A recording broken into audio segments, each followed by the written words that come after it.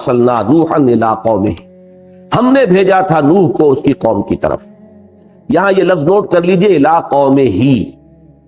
حضور صلی اللہ علیہ وسلم کے سوا جتنے رسول آئے وہ صرف اپنی قوموں کی طرف مبعوث ہوئے۔ کسی رسول کی بعثت جو ہے وہ پوری نوع انسانی کے لیے نہیں۔ چنانچہ احادیث میں بھی اس کا تذکرہ موجود ہے۔ حضرت جابر رضی اللہ تعالیٰ عنہ سے ایک حدیث ہے جو متفق علیہ ہے، بخاری میں بھی ہے اور مسلم میں بھی ہے، جس کے مطابق حضور نے یہ فرمایا کہ مجھے 5 چیزیں اللہ نے ایسی دی ہیں کہ جو مجھ سے پہلے کسی نبی اور رسول کو عطا نہیں کی گئی۔ ان میں سے پہلی یہ کہ میری مدد کی گئی ہے ایک ایسے روب سے جو 1 مہینے کے فاصلے تک جس کا اثر ہوتا ہے، اور دشمن جو ہے اس پر میرا روب اللہ تعالیٰ ڈال دیتا ہے۔ اس کے ذریعے سے اللہ تعالیٰ نے میری مدد فرمائی۔ دوسری یہ کہ اللہ نے میرے لیے کل زمین کو مسجد کا درجہ دے دیا ہے۔ میرا امتی جہاں بھی نماز کا وقت آ جائے اسے کوئی خاص جگہ تلاش کرنے کی ضرورت نہیں ہے۔ باقی یہ کہ تفصیل میں یہ آئے گا کہ صاف دیکھ لیا جائے، کوئی نجاست ظاہری موجود نہ ہو، تو پوری زمین گویا کہ مسجد کے حکم میں ہے۔ اس سے شاہ ولی اللہ دہلوی نے جو حکم نکالا ہے، اب یہ ان کی دقیقہ رسی ہے، ان کی ذہانت ہے، انہوں نے اسی سے یہ اصول مستنبط کیا ہے کہ زمین کسی کی ملکیت نہیں ہو سکتی، اس لیے کہ مسجد وقف ہوتی ہے، مسجد کسی کی ملکیت نہیں۔ مسجد میں کسی جگہ پر کوئی شخص اپنی جگہ ریزرو نہیں کر سکتا۔ مسجد میں کوئی شخص یہ کہے کہ یہ جگہ میرے لیے خاص ہے، اس کا حق اسے حاصل نہیں ہے۔ جو پہلے آ گیا ہے اس کا حق ہے کہ وہ وہاں بیٹھے۔ اس سے استدلال کیا ہے شاہ ولی اللہ دہلوی نے کہ زمین در حقیقت وقف ہے اللہ کے بندوں کے لیے، جیسے کہ مسجد وقف ہوتی ہے۔ اور یہاں پر جو شخص کسی قطع زمین کو پہلے آباد کر لے گا، اب وہ گویا کہ اس کے پاس رہے گی، کوئی اس سے چھین نہیں سکتا، الا یہ کہ وہ 3 سال تک اسے بنجر ڈالے رکھے تو اس کا قبضہ اس پر سے ختم ہو جائے گا۔ اس لیے کہ اللہ نے زمین بنائی ہے لوگوں کے لیے روزی بہم پہنچانے کے لیے، وہ اپنا قبضہ اس پر جمائے بیٹھا ہے، اور جس کام کے لیے اللہ نے اس زمین کے اندر استعداد رکھی ہے وہ کام اس سے نہیں لے رہا ہے، تو گویا کہ اس کو اب اس کے استعمال کا یا کوئی حق ملکیت ایسا مقدس نہیں ہے کہ جس کو کسی صورت میں بھی زائل نہ کیا جا سکے۔ خیر یہ ضمنی بات ہے، لیکن اسی حدیث سے یہ چونکہ استدلال ہے لہذا میرا ذہن ادھر منتقل ہوا۔ تیسری بات حضور نے فرمائی کہ میرے لیے مال غنیمت حلال کر دیا گیا، یعنی جب بھی جنگیں ہوں اور جنگ کے نتیجے میں دشمن سے جو مال غنیمت ہاتھ آئے، پہلے جو شریعتیں تھیں ان میں یہ جائز نہیں تھا اس کا استعمال کرنا، اس کو سب کو جلا دیا جاتا تھا، لیکن یہ ہے کہ میری امت کے لیے اور میرے لیے اللہ نے غنیمت کو حلال کیا ہے۔ چوتھی یہ ہے کہ مجھے اللہ تعالیٰ شفاعت کا حق عطا فرمائے گا، اور 5ویں بات یہی ہے جس کے لیے میں نے یہ ساری حدیث آپ کو سنائی کہ مجھے بھیجا گیا بعثت الی جمیع الناس، مجھ سے پہلے کوئی اور رسول تمام نوع انسانی کی طرف مبعوث نہیں۔ اسی کے ضمن میں حضرت ابو ہریرہ رضی اللہ تعالیٰ عنہ سے بھی ایک روایت مروی ہے، اور وہ ہے مسلم شریف کی روایت، متفق علیہ نہیں ہے۔ اس میں 6 چیزیں آئی ہیں، لیکن شفاعت کا ذکر نہیں ہے، بلکہ اس کے بجائے یہ ہے کہ مجھ پر نبوت کو ختم کیا گیا۔ باقی یہ مضمون اس میں بھی موجود ہے کہ صرف میں تنہا رسول ہوں اللہ کا کہ جو پوری نوع انسانی کے لیے مبعوث کیا گیا۔ اس کا تعلق میں نے سیرت کی تقاریر میں متعدد مواقع پر واضح کیا ہے کہ اس کا تعلق در حقیقت ہماری مادی ترقی سے ہے۔ جو فزیکل سائنسز کا جو ارتقاء ہوا ہے اس کے ذریعے سے ذرائع رسل و رسائی میں ترقی ہوئی ہے، اور در حقیقت حضور ہی کا زمانہ ایسا آیا کہ جس وقت کے اس بات کی امکان کی صورت پیدا ہو گئی کہ ایک نبی کی دعوت پوری دنیا تک پھیلائی جا سکے۔ اس سے پہلے ابھی فاصلے اتنے زیادہ تھے، ذرائع رسل و رسائل اتنے نہیں تھے، آمد و رفت کے اتنے امکانات نہیں تھے، لیکن حضور صلی اللہ علیہ وسلم کے عہد مبارک میں چونکہ انسان کی جو یہ ترقی تھی، مادی ترقی اس سٹیج تک پہنچ چکی تھی کہ ایک رسول کی دعوت پوری دنیا تک پہنچائی جا سکتی ہے، لہذا حضور کی جو بعثت ہوئی ہے وہ پوری نوع انسانی کی طرف۔ انا ارسلنا نوحا الی قومہ، ہم نے بھیجا تھا نوح کو اس کی قوم کی طرف، ان انذر قومک من قبل ان یاتیہم عذاب علیم، کہ خبردار کر دو اپنی قوم کو اس سے پہلے کہ ان پر آ دھمکے ایک دردناک عذاب۔ ایک تو لفظ انذار کیونکہ یہ اکثر و بیشتر آتا ہے اور عام طور پر اس کا ترجمہ جو ہے ڈراؤ کر دیا جاتا ہے، اس کے بجائے بہتر لفظ ہے خبردار کرنا۔ ڈرانا کسی ایسی شے سے ہوتا ہے کہ جو فی نفسہ ہی خوفناک ہو، خطرناک ہو، مضر ہو، اور انذار در حقیقت خبردار کرنا ہوتا ہے کہ کوئی چیز تمہارے کسی عمل کا ایک نتیجہ برا نکل سکتا ہے تو انہیں پیشگی وارن کر دیا جائے۔ در حقیقت انگریزی کا لفظ وارن جو ہے وہ صحیح ترین مفہوم ادا کرتا ہے انذار کا، کہ خبردار کر دو اپنی قوم کو اس سے پہلے پہلے کہ وہ عذاب الہی ان پر آ جائے جس کے کہ گویا کہ وہ مستحق ہو چکے۔ یہ اصول سورہ بنی اسرائیل میں بیان ہوا ہے، وَمَا كُنَّا مُعَذِّبِينَ حَتَّى نَبْعَثَ رَسُولًا، اور ہمارا یہ طریقہ نہیں رہا ہے کہ عذاب بھیج دیں قوموں کے اوپر جب تک کہ ہم کسی رسول کو مبعوث نہ کر دیں۔ سورہ بنی اسرائیل کے دوسرے رکوع میں آیت نمبر 15 ہے، وَمَا كُنَّا مُعَذِّبِينَ حَتَّى نَبْعَثَ رَسُولًا۔ اس کے ضمن میں آج ہی ایک صاحب مجھ سے ملنے آئے تھے، وہ پاکستان کی انٹیلیجنس سروس کے کسی بڑے عہدے سے ریٹائر ہوئے ہیں، کہ طالب جوہری صاحب جو آج کل کچھ وہ فہم قرآن ٹی وی وغیرہ پر ہوتا ہے، اس میں کہیں انہوں نے گل افشانی کی ہے کہ جس تک دعوت نہ پہنچی ہو اسے عذاب نہیں دیا جا سکتا۔ اس پر جب کوئی سوال کیا گیا تو انہوں نے کہا کہ قیامت کا دن چونکہ 50,000 سال کا ہے، لہذا اس وقت ان کو دعوت پہنچا کر اور اس وقت حجت قائم کر دی جائے گی، اور اللہ تعالیٰ کا یہ قانون جو ہے کہ جب تک اتمام حجت نہ ہو عذاب نہ دیا جائے تو اس کی اس طریقے سے تکمیل کی جائے گی۔ اب یہ بات ایک ایسی ہے کہ اپنی جگہ پر نہایت غیر معقول بھی ہے، اس کے لیے کوئی دلیل نہ قرآن میں ہے نہ حضور صلی اللہ علیہ وسلم کے فرمودات میں ہے۔ انہوں نے یہ صاحب جو آئے تھے انہوں نے انہیں خط لکھا کہ آپ نے کیا بات کہی ہے، اس کے لیے کوئی دلیل ہے تو لائیے۔ تو بہت عرصے تک تو انہوں نے جواب نہیں دیا، اس کے بعد جواب بھی دیا تو گول کر گئے کہ نہ تو اپنی بات کی انہوں نے وضاحت کی، نہ اس کے لیے دلیل پیش کی، نہ اس سے رجوع کیا۔ تو یہ بات اچھی طرح سمجھ لیجئے کہ در حقیقت عذاب دو ہے، ایک عذاب ہے دنیا کا عذاب۔ یہ جو اصول ہے وَمَا كُنَّا مُعَذِّبِينَ حَتَّى نَبْعَثَ رَسُولًا، یہ ہے دنیا کا عذاب، کسی قوم کو ختم کر دینا، نسیم منسیہ، گویا کہ ثابت ہو گیا کہ اس قوم میں اب خیر کا کوئی پہلو باقی نہیں رہا۔ تو جیسے آپ دیکھتے ہیں کہ کوڑا کرکٹ جمع کیا جاتا ہے اور پھر اس کو آگ لگا دی جاتی ہے، ختم کر دیا جاتا ہے، اسی طریقے سے جب کوئی قوم ثابت کر دے کہ اب اس میں کوئی خیر نہیں، کوئی بھلائی نہیں، بلکہ اس درجے اس کی سرشت بگڑ چکی ہے کہ آئندہ نسلوں سے بھی کوئی امید نہیں، یہ بات آئے گی آج حضرت نوح علیہ السلام کی دعا میں، تو پھر یہ ہے کہ اللہ تعالیٰ کی طرف سے ایک آخری اتمام حجت کے لیے رسول مبعوث کر کے، اور جب وہ رسول کی دعوت کو قبول کرنے سے انکار کر دیتے تھے تو ان کو نسیم منسیہ کر دیا جاتا۔ یہ اس عذاب کا ذکر ہے۔ باقی یہ کہ آخرت کا عذاب، اس میں یقیناً درجہ رہے گا کہ کس شخص تک کس درجے میں اتمام حجت ہوا۔ جن لوگوں تک کسی رسول کی دعوت پہنچی ہی نہیں، اب یہ نہیں کہ وہاں دعوت پہنچائی جائے گی میدان حشر میں، بے تکی بات ہے، وہاں تو ویسے ہی حقائق اس طرح روشن ہو چکے ہوں گے کہ ایمان لانے کے لیے ہر شخص خود بیتاب ہوگا۔ ابو جہل شاید سب سے آگے بڑھ کر ایمان لائے، اور فرعون جو ہے وہ سب سے بڑے بلند بانگ انداز میں ایمان لائے، تو وہ بات تو بالکل غیر معقول ہے۔ البتہ جو معقول بات ہے وہ یہ ہے کہ جن لوگوں تک کسی رسول کی دعوت نہیں پہنچی، ظاہر بات ہے کہ ان کا محاسبہ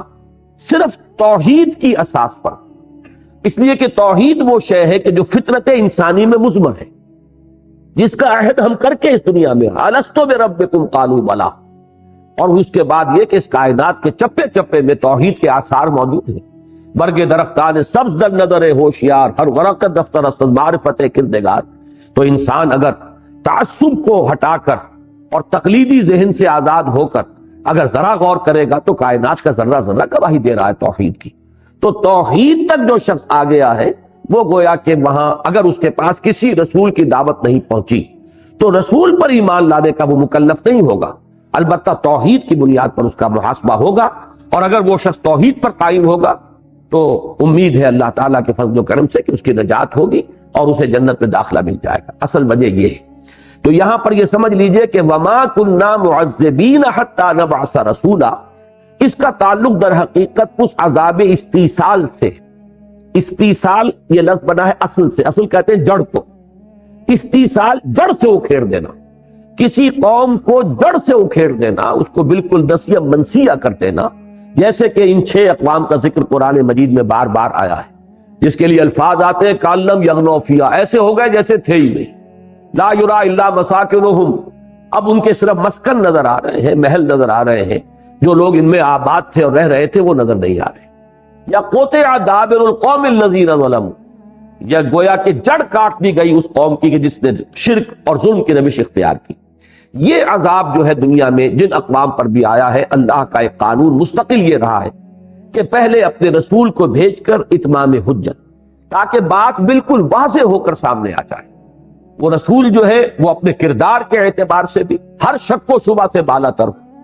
اس کی صداقت اور امانت کی گواہی دشمن بھی دے رہے ہیں، اس کے اوپر کہیں کوئی شبہ کرنے کی کوئی گنجائش نہ ہو، پھر اس کا کردار بھی ایک روشن کتاب کے مانند ہو، اور پھر وہ اللہ کی آیات پڑھ کر ان کو سنائے، تاکہ پھر ثابت ہو جائے کہ اب بھی جو نہیں مان رہا اس میں خیر کا کوئی مادہ سرے سے موجود نہیں رہا، تب پھر اس قوم کو ہلاک کر دیا جاتا۔ تو یہ بات وہی فرمائی گئی، انا ارسلنا نوحا الی قومہ ان انذر قومک من قبل ان یاتیہم عذاب علیم، ہم نے بھیجا تھا نوح کو اس کی قوم کی طرف کہ خبردار کر دو اپنی قوم کو اس سے پہلے کہ ان پر وہ دردناک عذاب آدم کے۔ اب دیکھیے بہت ہی مختصر جو ہے تمہید ہوئی ہے، اس کے فوراً بعد حضرت نوح علیہ السلام کا ذکر شروع ہوا ہے، اور اس میں بھی زیادہ تر جو ہے ان کی فریاد ہے۔ اس پوری صورت کے اندر جو ہے اس کا اکثر و بیشتر حصہ حضرت نوح علیہ السلام کی فریاد ہے اپنی قوم کے خلاف، لیکن یہ کہ بہرحال شروع میں انہوں نے جس انداز میں جس طریقے سے دعوت پہنچائی ہے اس کا نقشہ، اور اس میں ہر داعی دین کے لیے ایک مثال آئے گی کہ کس جذبے کے ساتھ، کس دل سوزی کے ساتھ، کس طرح گویا کہ آدمی مضطر ہو گیا ہو، اس کو چین نہ پڑ رہی ہو کسی طرح بھی، وہ دعوت پہنچانے میں اپنی امکانی حد تک اپنی تمام وسائل و ذرائع کو اور صلاحیت کو استعمال کر دے اور کھپا دے۔ اس کے لیے گویا کہ ایک بہت عمدہ مثال ہے اس سورہ مبارکہ میں جو حضرت نوح کی ہمارے سامنے آ رہی ہے۔ قال یا قوم انی لکم نذیر مبین، انہوں نے فرمایا ہے میری قوم میں تمہارے لیے ایک کھلا خبردار کرنے والا، نذیر مبین یعنی یہ کہ میں جو کلام پیش کر رہا ہوں اللہ کی طرف سے، اس کے اندر بھی کوئی ابہام نہیں، کوئی ایچ پیچ نہیں۔ جیسے کل ہم نے جمعے میں سورہ کہف کی ابتدائی آیت پڑھی، الحمدللہ الذی انزل علی عبدہ الکتاب ولم یجعل لہ عوجا، کوئی ایچ پیچ نہیں، کوئی اس کے اندر ایسا نہیں کہ ایسا کلام جو ذو معنیین ہو وہ کہا جائے۔ اس لیے کہ کاہن قسم کے جو لوگ ہوتے ہیں، جوتشی قسم کے لوگ جو اپنی دکانداری چلاتے ہیں، وہ بڑے ذو معنی جملے کہتے ہیں جس کا مفہوم ادھر بھی نکل سکے ادھر بھی نکل سکے، تاکہ جو بھی نتیجہ برآمد ہو اس کے لیے جسٹیفیکیشن ان کو پہلے سے اپنے ان الفاظ کے اندر موجود رکھ لیں۔ لیکن یہ کہ اللہ کے رسول جو بات لے کر آتے ہیں دو ٹوک، واضح، صریح، مبین۔ دوسرے یہ کہ اس میں ذرا کمپیئر کیجئے کہ اصل میں عرب میں ایک رواج تھا، چونکہ آپ کو معلوم ہے کہ قبائلی زندگی اور ٹرائبل ریڈز ہوتی تھی، ایک دوسرے پر غارت گری کرتے تھے، حملے کرتے تھے، تو سب سے بڑی خبر وہاں یہ ہوتی تھی کہ کوئی قبیلے کا شخص کو اطلاع مل گئی ہو کہ فلاں قبیلہ ہم پر حملہ کرنے والا ہے۔ اب اس کے لیے گویا کہ ایمرجنسی ہوتی تھی کہ جلد از جلد وہ اپنی پوری قوم کو متنبع کر دے کہ وہ تیار ہوتا۔ اس کے لیے ان کے ہاں ایک رواج تھا کہ کوئی شخص جس کے پاس ایسی کوئی خبر پہنچتی تھی، وہ اپنے کپڑے پھاڑ کر اور ننگا ہو کر بالکل عریاں کسی بلند مقام پر کھڑا ہوتا تھا اور چیختا تھا واہ صباحا،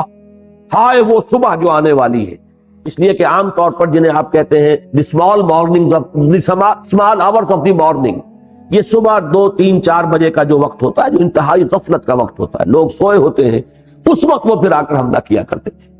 تو ہائے وہ صبح جو آنے والی ہے، بڑی تباہ کن صبح جو آنے والی ہے، تو لوگ دوڑتے تھے اس کی طرف تاکہ وہ معلوم کرے کہ کیا خبر اس تک پہنچی ہے۔ اس لیے کہ آواز ظاہر بات ہے کہ محدود ہوتی تھی کہاں تک پہنچے گی، لیکن نگاہ دور تک جاتی ہے۔ دور سے آدمی جب دیکھتے تھے کہ ایک شخص ننگا کھڑا ہوا ہے کہیں،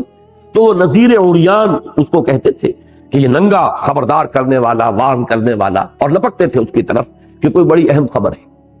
اصل میں حضور صلی اللہ علیہ وسلم نے اسی میں اجتہاد سے کام لیا تھا، یہی نعرہ آپ نے لگایا تھا وا صباحا، جب آپ کوہ صفا پر کھڑے ہوئے ہیں، جب حکم آیا تھا کہ فاصدع بما تؤمر، اب آپ ڈنکے کی چوٹ کہیے جو کچھ کہنا ہے۔ اس سے پہلے 3 برس تک حضور نے صرف پرسنل کانٹیکٹ کے ذریعے سے، اسے خفیہ نہ کہیں، انڈر گراؤنڈ نہ کہیں، یہ الفاظ غلط ہیں، لیکن صرف پرسنل کانٹیکٹ کے ذریعے سے بات جو ہے آگے بڑھائی تھی۔ لیکن پھر جب حکم ہوا فاصدع بما تؤمر، تب حضور نے یہی شکل اختیار کی، بلندی پر کھڑے ہو گئے کوہ صفا پر، وہاں آپ نے نعرہ لگایا وا صباحا۔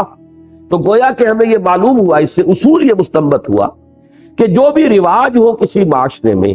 ان میں جو حصہ تو ہے غلط اس کو ترک کر دیا جائے، باقی حصے کو اختیار کیا جائے، اس لیے کہ لوگ اسی سے مانوس ہوتے ہیں۔ لوگوں کی عادت جو بن چکی ہوتی ہے اسی کے پہلو سے، تو حضور نے بھی وا صباحا کا نعرہ لگایا، لوگ جمع ہوئے تو پھر آپ نے اپنی دعوت پیش کی، تو وہ نذیر عریاں۔ تو گویا کہ اسلام میں یا رسولوں کے بارے میں جب یہ لفظ آیا ہے تو یہاں پر رسول مبین، نذیر مبین، واضح طور پر کھول کر خبردار کرنے والا کہ کوئی اشتباہ نہ رہے، کوئی اشکال نہ رہ جائے، کوئی ایچ پیچ والی عبارت نہ ہو، کوئی ذو معنی جملے نہ کہے جا رہے ہو۔ یہ ہمارے ہاں ذو معنی جو ہے اصل میں یہ غلط العام ہے، اصل میں تو لفظ ہونا چاہیے ذو معنیین، ایسا جملہ جس میں دو معنی موجود ہو، لیکن عام طور پر اس لفظ کو اردو میں ذو معنی ہی کہا جاتا ہے، حالانکہ ذو معنی کے معنی تو ہے معنی والا، ہر جملہ جو بھی معنی والا ہے وہی تو جملہ کہلائے گا، ورنہ تو وہ کلام محمل ہوگا۔ کلام مفید تو وہی ہے کہ جس کے اندر معانی ہو اور سمجھ میں آئے، لیکن ذو معنیین کو ہمارے ہاں اردو میں ذو معنی کہہ دیا جاتا ہے، تو ان کا کلام جو ہے وہ ذو معنی نہیں ہوتا، بالکل واضح اور صاف۔ قال یا قوم انی لکم نذیر مبین ان اعبدوا اللہ واتقوہ واطیعون۔ اس ایک آیت میں 3 الفاظ کے اندر اسلام کی ساری دعوت جو ہے، تمام رسولوں کی مشترک دعوت کا خلاصہ ہے۔ بندگی کرو اللہ کی، پرستش کرو اللہ کی۔ بندگی اور پرستش یہ 2 الفاظ فارسی کے، جمع کریں گے تو عربی کا عبادت بنے گا۔ بندگی میں اطاعت ہے، زندگی آمد برائے بندگی، زندگی بے بندگی شرمندگی۔ یہ شیخ سعدی نے گویا کہ اس آیہ مبارکہ کی ترجمانی کی ہے کہ وما خلقت الجن والانس الا لیعبدون، میں نے جنوں اور انسانوں کو صرف اسی لیے پیدا کیا ہے کہ وہ میری بندگی کریں، میری عبادت کریں۔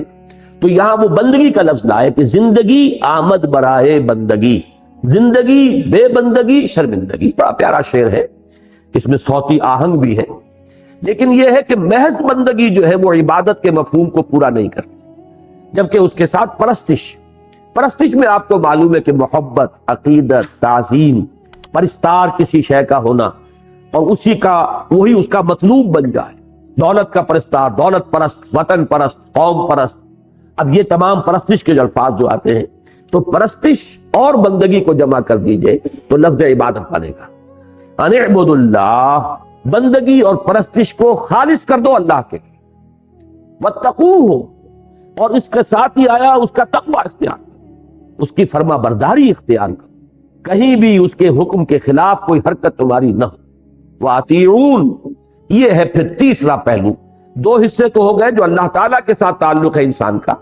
اور ایک یہ تیسرا جو ہے یہ تعلق ہے رسول کے ساتھ۔ اطیعون، اطاعت کرو میری، یعنی یہ دوسرا لازمی حصہ رہا ہے تمام انبیاء کرام کی دعوت کا، تمام رسولوں کی دعوت کا، کہ تم میری اطاعت کے پابند ہو، تمہیں میری اطاعت کرنی ہوگی۔ جیسے کہ حضور صلی اللہ علیہ وسلم کے ضمن میں بار بار آیا ہے وَمَن يُطِعِ اللَّهَ وَمَن يُطِعِ الرَّسُولَ فَقَدْ أَطَاعَ اللَّهَ، جو رسول کی اطاعت کرتا ہے وہ اللہ کی اطاعت کرتا ہے۔ وَمَا أَرْسَلْنَا مِن رَّسُولٍ إِلَّا لِيُطَاعَ بِإِذْنِ اللَّهِ، اور ہم نے نہیں بھیجا کسی بھی رسول کو مگر اس لیے کہ اس کی اطاعت کی جائے اللہ کے حکم سے۔ تو معلوم یہ ہوا کہ رسول کی اطاعت، اور یہ میں نے سورہ نساء کے درس کے دوران کئی مرتبہ واضح کیا، چونکہ وہ منافقین کا جو مضمون ہے سورہ نساء میں بہت ہی تکرار کے ساتھ اور اعادے کے ساتھ اور وضاحت کے ساتھ آیا ہے کہ یہی شے تھی اصل میں جو سب سے بھاری گزرتی تھی منافقین پر، کہ یہ ہم جیسے انسان ہیں، جیسے 2 ہاتھ ہمارے، 2 ہاتھ ان کے، 2 آنکھیں ہماری، 2 آنکھیں ان کی اطاعت کیوں ہم پر لازم؟ ہم اللہ کو ماننے کو تیار ہیں، اللہ کی بندگی کریں گے، اللہ کی اطاعت کریں گے، لیکن یہ کہ شخصاً رسول کی اطاعت، یہ بڑی شاخ گزرتی، اور اس میں یہ بات مان لینی چاہیے کہ واقعتاً ہمارے لیے وہ مشکل نہیں ہے جتنی کہ اس وقت کے لوگوں کے لیے مشکل ہے۔ ہمارے لیے حضور شخصاً موجود نہیں ہے اس وقت، وہ تو جیسے اللہ کی اطاعت ویسے رسول کی اطاعت۔ ہمارے لیے رسول بھی ایک گویا کہ ادارے کی حیثیت رکھتے ہیں، ایک انسٹیٹیوشن ہے، اللہ کا کلام، اس کے رسول کا فرمان۔ وہ شخص محمد صلی اللہ علیہ وسلم وہ تو ہمارے سامنے نہیں۔ وہاں کے لوگوں کی دقت یہ تھی کہ ان کے سامنے حضور تھے اور نظر تو آ رہے تھے کہ وہی 2 ہاتھ پاؤں ان کے بھی ہیں، وہی 2 آنکھیں ان کی ہیں، 2 کان ان کے ہیں، پھر کسی کے یہ بھتیجے ہیں، کسی کے یہ چچا ہیں، کسی کے شوہر ہیں، کسی کے باپ ہیں۔ معلوم یہ ہوا کہ تمام ہمارے معاشرے کے اندر گندھے ہوئے ہیں رشتوں کے حساب سے، تو اب اپنے جیسے انسان کی اطاعت کیسے کی جائے؟ یہ ہے در حقیقت کہ جو بہت شاخ گزرتی تھی اور بڑے گہرے یقین اور ایمان کی ضرورت تھی، جس میں کہ انتہا کا مقام جو نظر آتا ہے بلند ترین وہ حضرت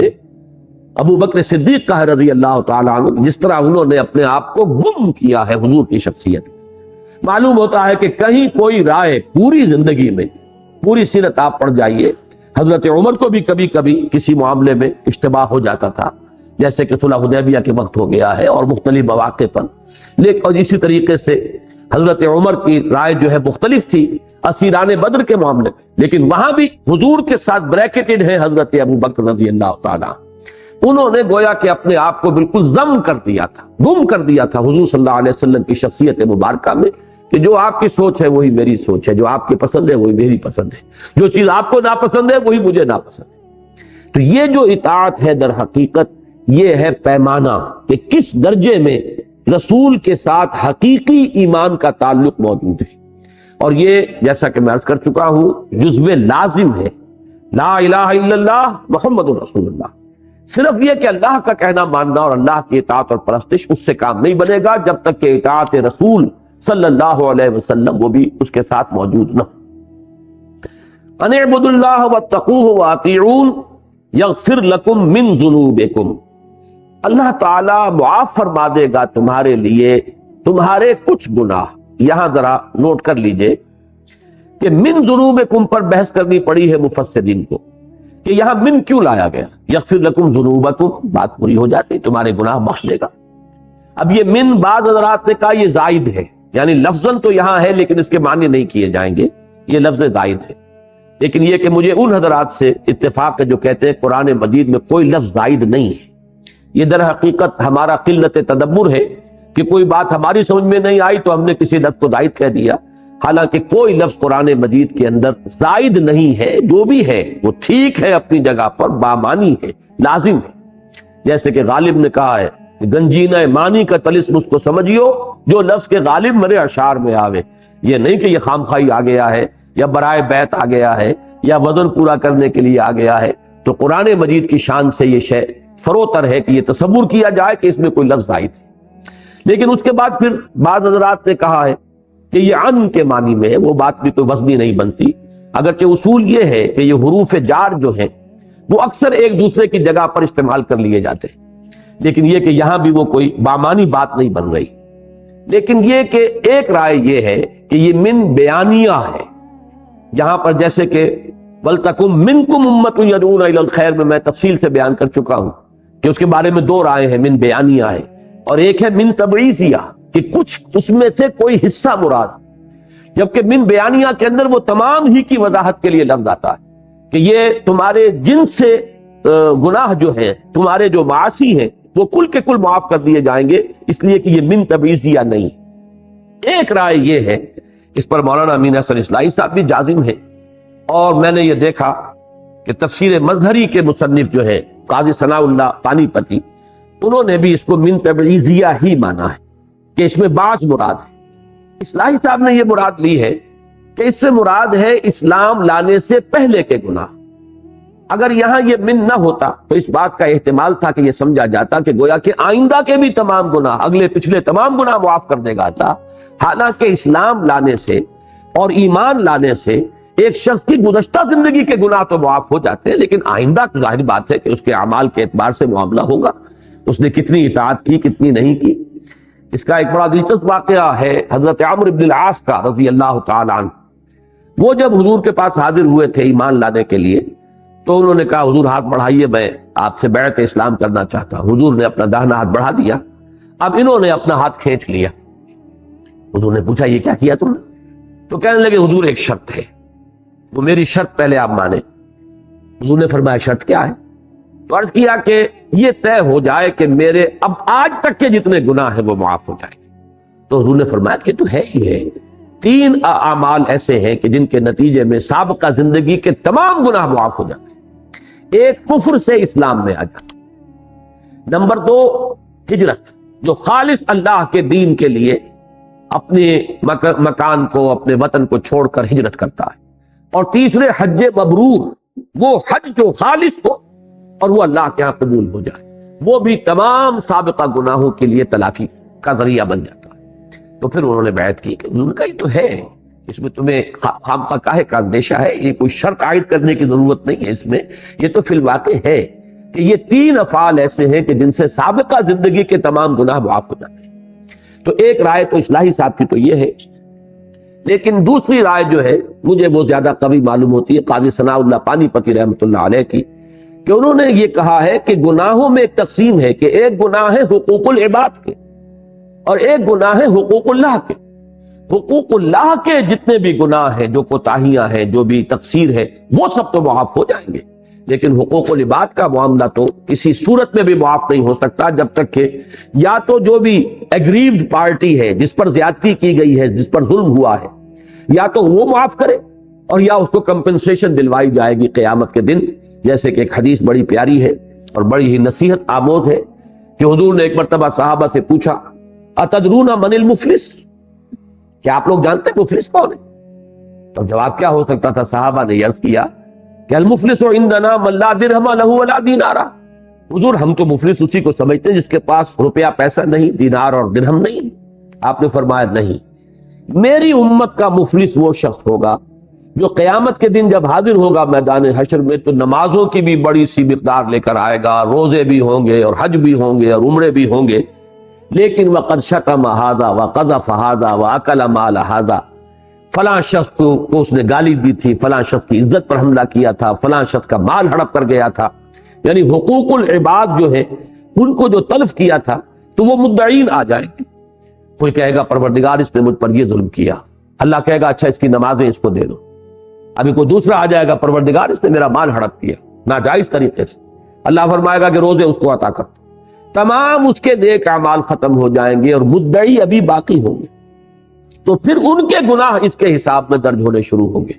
کہ اور تو کوئی چیز ہے نہیں، کوئی کرنسی نہیں ہے سوائے اعمال کے، اعمال ہی سے مبادلہ ہوگا۔ یہاں تک کہ حضور نے فرمایا کہ وہ شخص دوسروں کے گناہوں کے بوجھ تلے دب کر جہنم میں ڈال دیا جائے، وہ نمازیں اور روزے اور حج اور عمرے جو ہیں وہ اسے بچا نہیں سکیں گے اگر حقوق العباد کے معاملے میں اس سے یہ کوتاہیاں۔ تو میرے نزدیک قاضی ثناء اللہ پانی پتی رحمۃ اللہ علیہ کی یہ بات زیادہ وزنی ہے کہ در حقیقت یہ تقسیم تو ہر حال میں ہے کہ حقوق اللہ اور حقوق العباد۔ تو یغفر لکم من ذنوبکم، اللہ تعالیٰ تمہارے گناہوں میں سے کچھ کو معاف فرما دے گا، اور یہاں پہ گویا کہ مراد اصلاحی صاحب کے نزدیک یہ ہے کہ جو اب تک کے گناہ ہے وہ معاف فرما دے گا، اور قاضی ثناء اللہ پانی پتی رحمۃ اللہ علیہ کی رائے کے نزدیک جو حقوق اللہ میں تم سے کوتاہیاں تاحال ہوئی ہیں آج تک وہ معاف کر دی جائیں گی۔ وَيُؤَخِّرْكُمْ إِلَىٰ أَجَلٍ مُّسَمًّى، اس میں بھی ایک واقعہ حضرت عمر رضی اللہ تعالیٰ عنہ کا آتا ہے بہت اہم، کہ ایک مرتبہ وہ قحط کی کیفیت تھی تو نماز استسقاء کے لیے قوم کو لے کر آپ باہر نکلے، لیکن جب دعا آپ نے کی تو اس میں صرف استغفار کیے، بارش کے لیے دعا نہیں کی۔ تو اب لوگوں نے کہا کہ آپ نے یہ کیا کیا، ہم تو آئے تھے یہاں بارش کی دعا کرنے۔ تو آپ نے فرمایا کہ در حقیقت استغفار ہے جو روک لگا، جو ہمارے گناہ ہیں وہ ہے کہ جو رحمت خداوندی کو روکے ہوئے ہیں، اب جب ہم استغفار کر رہے ہیں اس میں بھی آگے چل کر آ جائے گا یرسل السماء علیکم مدرارا، اللہ تعالیٰ آسمان کو تم پر چھاجوں برستا ہوا می جو ہے وہ اس شکل کے اندر جو اللہ تعالیٰ تم پر رحمت نازل فرمائے گا، اور یہ ہے صرف مغفرت کا نتیجہ۔ تو یہاں پر بھی وہی ہے کہ اگر تم ایسا کرو گے یغفر لکم من ذنوبکم، اللہ تعالیٰ تمہارے گناہ بخش دے گا، وَيُؤَخِّرْكُمْ إِلَىٰ أَجَلٍ مُّسَمًّى، اور تمہیں مؤخر کرے گا ایک اجل مسمى تک۔ اس لفظ مؤخر میں ایک بات موجود ہے، مضمر ہے، کہ ویسے تو تم عذاب کے مستحق ہو چکے ہو اور تمہاری وہ اجل معین گویا کہ تمہارے سر پر آئی کھڑی ہے، لیکن یہ کہ اب بھی اگر تم توبہ کر لو تو اللہ تعالیٰ ایک خاص مدت تک کے لیے اس عذاب کو ٹال دے۔ اس میں پھر بحثیں پیدا ہوتی ہیں کہ اللہ تعالیٰ کی تقدیر جو ہے، کیا اس کو انسان کا طرز عمل، انسان اگر دعا کرتا ہے، توبہ کرتا ہے، استغفار کرتا ہے تو کیا اس سے وہ تقدیر جو ہے وہ بدل جاتی ہے؟ اس میں مختلف جو ہے ہمارے علماء نے جو اس کا جواب دیا وہ یہ کہ تقدیر دو قسم کی، ایک تو تقدیر مبرم ہے، ہر صورت میں وہ ہو کر رہنی ہے اور اس کے کوئی اس کے اندر تبدیلی کا امکان نہیں، ایک ہوتی ہے تقدیر معلق کہ جو مشروط ہوتی ہے کسی چیز کے ساتھ، اگر یہ کرے گا تو یہ ہو جائے گا اور اگر یہ نہیں کرے گا تو یہ نہیں ہوگا۔ اس قسم کی جو تقدیر ہوتی ہے تقدیر معلق، اس کو انسان دعا کے ذریعے سے، حدیث میں بھی آیا ہے لا يرد القضاء الا بالدعاء، نہیں لوٹایا جا سکتا اللہ کا فیصلہ مگر دعا کے ساتھ۔ تو دعا کے اندر اللہ تعالیٰ نے اتنی تاثیر رکھی ہے خلوص اور اخلاص کے ساتھ، استغفار بھی دعا ہی کی ایک شکل ہے۔ اللہ تعالیٰ سے اپنے گناہوں کی بخشش کی درخواست. تو اس کے نتیجے میں یہ ہے کہ وہ عذاب اگر تم نہیں کرو گے استغفار، نہیں ایمان لاؤ گے مجھ پر، تو وہ عذاب آیا کہ آیا. لیکن یہ کہ اگر تم یہ شرط پوری کر دو تو اللہ تعالیٰ ابھی اس عذاب کو ٹال دے گا، مؤخر ہو جائے گا. لیکن وہ مؤخر ہونا بھی لامتناہی نہیں ہے، اس لیے کہ یہ تو کائنات ہی لامتناہی نہیں ہے. تو گویا کہ اس کے بعد جو بھی آئے گا وہ تمہاری طبعی موت ہے، طبعی زندگی جتنی بھی ہے اس وقت تک کے لیے عذاب جو ہے وہ ٹال دیا جائے گا. البتہ یہ کہ جو بھی طبعی طور پر تمہاری زندگی کا اور تمہارا اس دنیا میں رہنے کا معاملہ ہے اسی تک صورت ہوگی، یہ نہیں کہ اس سے آگے بات نکل جائے. البتہ یہ کہ پھر تمہیں کبھی موت مرو گے اللہ تعالیٰ کے اس عذاب استیصال کا نشانہ نہیں.